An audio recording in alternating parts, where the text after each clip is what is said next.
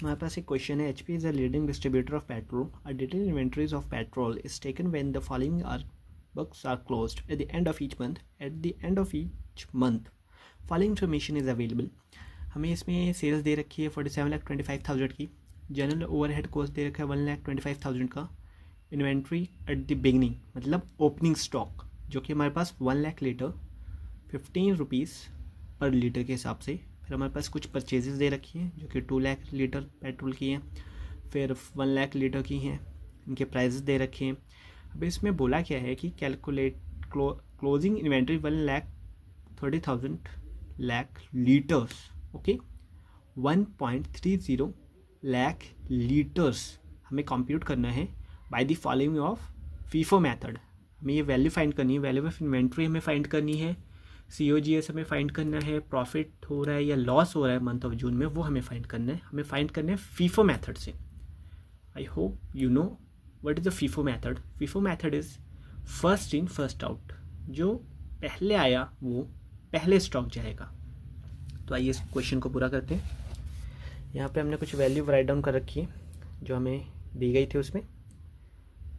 फिर हमने यहाँ पे वैल्यू ऑफ इन्वेंट्री निकाल रखा है ऑन जून 30, ठीक है। इसमें हमने पहले 1,30,000 जो हमारे को दे रखा था, तो 1 लाख हमारा जो है वो 15.15 से जाएगा एंड 30,000 जो है वो हमारा 14.25 पर लीटर के हिसाब से कैलकुलेट होगा। अब हमें ये कैसे पता चलेगा कि ये अमाउंट कैसे आएगा?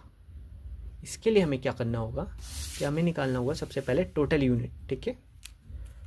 टोटल यूनिट निकालने के लिए सबसे पहले हमें यहाँ पे दे रखा है ओपनिंग स्टॉक जो कि 1 लाख है। फिर हमारे पास 2 परचेजेज हैं, एक 2 लाख की और एक 1 लाख की, तो हमारे पास टोटल स्टॉक हो गया 4 लाख लीटर। देन हमारे पास क्लोजिंग स्टॉक है जो कि 1,30,000 है, तो हमारे पास जो बैलेंस आ गया 2,70,000 लीटर, ओके। अब 2,70,000 को हमने किस तरीके से सेल आउट करा है इतने लीटर पेट्रोल। तो सबसे पहले हमने ओपनिंग स्टॉक जो 1 लाख था हमारे पास वो हमने इस पर सेल आउट कर दिया। फिर सेकंड परचेज में से 1,70,000 हमने इस पर सेल आउट कर दिया, ठीक है।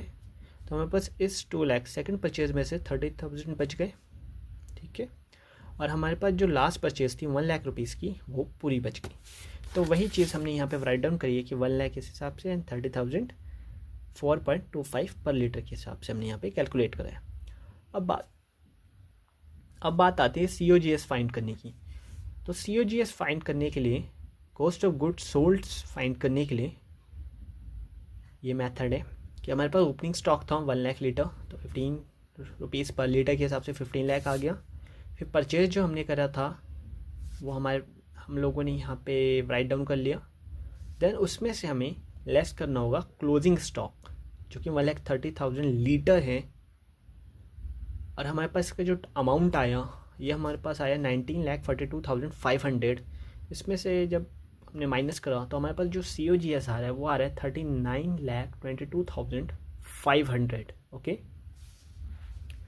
देन यहाँ पे अब हमें निकालना है profit and loss for the month of June. तो हमारे पास सेल्स दे रखी है 47,25,000 रुपीज़, ओके, ये सेल्स है हमारी।